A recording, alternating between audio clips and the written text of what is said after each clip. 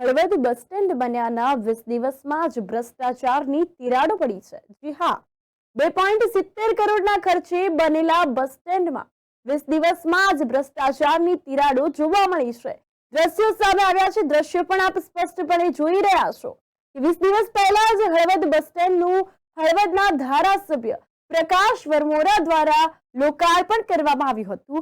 તે bus stand 2.70 કરોડના ખર્ચે બનાવવામાં આવ્યું હતું।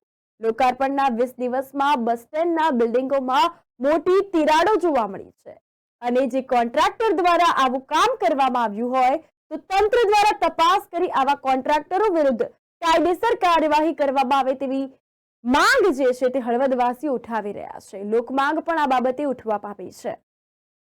કહેવાનું એટલું જ છે કે હળવદનું બસ સ્ટેન્ડ જે લાંબા સમયથી ભયજનક જે રીતે ઊભું હતું, જે અત્યારે નવું બનાવવામાં આવ્યું છે, જેમાં 2 કરોડ ને 75 લાખ રૂપિયાનો વપરાય છે, જેમાં અત્યારે જે નવા બાંધકામમાં તિરાડો પડી ગઈ છે, જે બહાર બસ ઊભી રહે ત્યાં બહાર રોડ તૂટી ગયો છે, અંદર જે લાદીઓ રહી છે તે તૂટી ગઈ છે અને જે મૂતરણીમાં જે 3 પથ્થર નાખવામાં આવ્યા છે તે પણ જૂના નાખવામાં આવ્યા છે।